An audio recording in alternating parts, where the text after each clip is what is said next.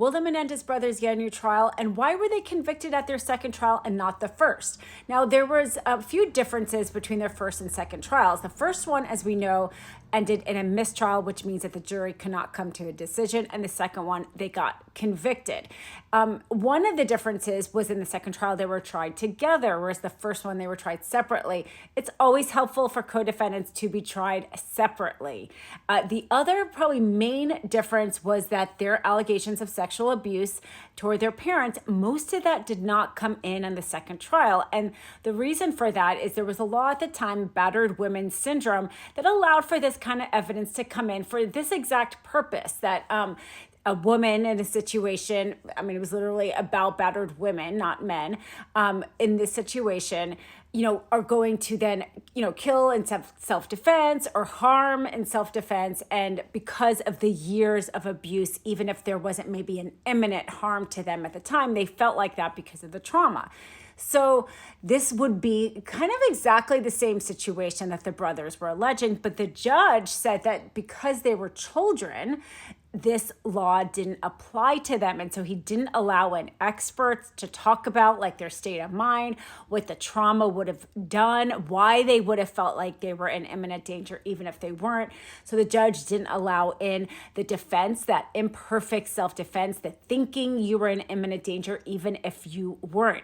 Those are huge differences because really, I mean, as we know, the tapes from the therapist where they confessed the crime was coming in. It took 2 years.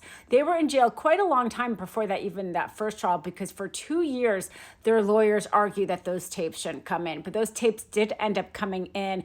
And in the second trial, all this abuse, the trauma, the reason why they say they did it didn't come in. So clearly that was why they got a conviction. They have appealed multiple times, saying that the judge erred on allowing in the tapes and erred not allowing in this evidence and not allowing in the experts. All of their appeals they have lost. There is a new habeas corpus petition that has been filed because of new evidence that has come out. One specifically, this letter that evidently was written to the cousin, that Eric wrote to his cousin before the murders. I believe it was like 8 or 9 months before the murders, where he describes the abuse. So that gave,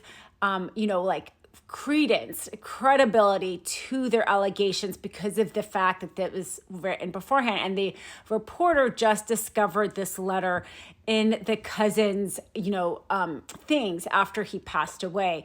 And then the other thing is that the Menudo brother, one of the people in the Menudo band, has come out and said that he was raped by their father. So clearly evidence, again, that helps support them. Where that is right now is the DA has asked for an extension, maybe because the DA is up for re-election in Los Angeles and he doesn't want to have to discuss this before his re-election, which means we'll hear more about the DA's response after the new year. The things that could happen: they could get a new trial. Usually it's very difficult to get a new trial. But I think because of the differences in how people view abuse toward men, I think at the time people didn't believe their story because they were men. If they were sisters, they probably would have been believed more. And honestly, because of wealth. People, didn't think that somebody so successful as their father could have done this. I think the Harvey Weinstein, trial kind of took a lot of that away, that you can be powerful and have this image of the world and you can still be an abuser.